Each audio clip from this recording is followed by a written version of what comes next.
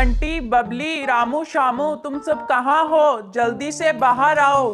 चलो बाजार चलें, होली का सामान भी लाना है। जल्दी से बाहर आओ। थोड़ी ही देर में सभी बच्चे इकट्ठे हो जाते हैं और इकट्ठे होने के बाद आपस में बात करते हैं कि होली के लिए कौन कौन सा सामान लाना है। ऐसे ही थोड़ी देर बातें करने के बाद वे बाजार की ओर चलते हैं।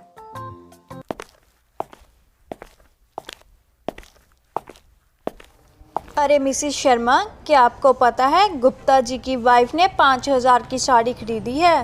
क्या 5,000 की साड़ी? हाँ, और नहीं तो क्या। इतनी महंगी साड़ी किस लिए? होली के लिए। और किस लिए? मैंने सुना है कि जो एक बार साड़ी पहन ले तो दोबारा नहीं पहनती। सब पैसे का खेल है। अंकल, आपके पास कौन कौन सी पिचकारी है? मुझे सबसे अच्छी वाली पिचकारी चाहिए। सारी ही पिचकारी अच्छी हैं, जो भी तुम्हें ठीक लगे वो ले लो। अंकल, मुझे वो गुलाबी रंग वाली पिचकारी चाहिए। कितने की है? यह है 150 रुपए की पिचकारी है। 150 की पिचकारी? लेकिन मेरे पास तो सिर्फ 100 रुपए ही हैं। यह वाली पिचकारी तो मैं तुम्हें 100 रुपए में नहीं दे सकता। तुम ऐसे करो बेटा, तुम ये 100 रुपए वाली छोटी पिचकारी ले जाओ। नहीं अंकल, मुझे तो वो 150 रुपए वाली ही पिचकारी चाहिए। आप मुझे वही 100 रुपए में दे दो। चलो मैं ऐसा करता हूँ, तुम्हें मैं ये 100 रुपए वाली पिचकारी के साथ गुब्बारे मुफ्त में दे देता हूँ। अब तो चलेगा ना तुम्हें? ठीक है अंकल, आप मुझे पन्नी में डालकर दे दो। होली से कुछ दिन पहले ही बाज़ार में ऐसे ही चहल पहल शुरू हो जाती है और कोई भी दुकान ऐसी नहीं होती जहां पर भीड़ ना हो। लोगों में होली का उत्साह ही बहुत होता है। बच्चे अपने रंगों और पिचकारियों को लेने के लिए बाज़ार में जाते हैं और दुकानदार से तोल भाव करते हैं और बहुत ही खुश हो जाते हैं अपना सामान लेकर। ऐसे ही होली के दिन तक बाज़ार भरे रहते हैं। बंटी, बबली और रामू भी अपना सामान खरीदकर अपने घर की ओर बढ़ते हैं। सामान खरीदने के बाद वे बहुत ही खुश होते हैं।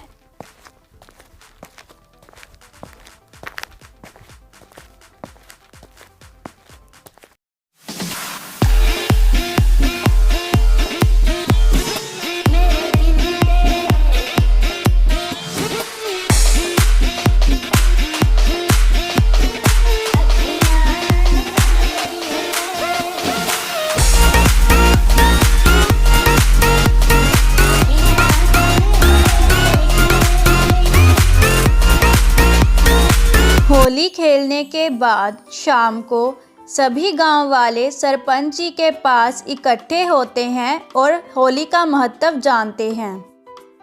आओ बच्चों, तुम सबको होली का महत्व बताता हूँ। हिरण्यकश्यप नाम का एक बहुत बड़ा राक्षस हुआ करता था, जिसने वर्षों तक तपस्या करके भगवान ब्रह्मा जी को प्रसन्न कर दिया। भगवान ब्रह्मा जी ने उसे वरदान दिया कि ना दिन में ना रात में ना देवता ना मनुष्य ना ही कोई जानवर और ना ही किसी प्रकार के हथियार से उसे मारा जा सकता था। हिरण्यकश्यप भगवान विष्णु को अपना सबसे बड़ा दुश्मन मानता था, इसलिए अपनी प्रजा से कहता था कि वह उसकी पूजा करे, भगवान विष्णु की पूजा ना करे। वह अपनी प्रजा से बहुत बुरा व्यवहार करता था। प्रजा के कुछ लोग उसके डर से उसकी पूजा भी करने लगे। समय बीतने के साथ ही उसके घर एक बेटा पैदा हुआ, जिसका नाम प्रहलाद रखा गया। प्रहलाद बचपन से ही भगवान विष्णु का भक्त था। प्रहलाद अपने पिता को भगवान नहीं मानता था। वह दिन रात भगवान विष्णु की ही पूजा करता रहता था। इसलिए हिरण्यकश्यप उससे बहुत ही परेशान था, क्योंकि वह सोचता था कि अगर मेरा बेटा ही मेरी पूजा नहीं करेगा तो मेरी प्रजा कैसे मेरी बात मानेगी। इसलिए वे उसे समझाता था कि भगवान विष्णु की पूजा छोड़कर वे हिरण्यकश्यप की पूजा करे, लेकिन वह नहीं समझा। इसलिए हिरण्यकश्यप ने उसे कई बार मरवाने की भी कोशिश की।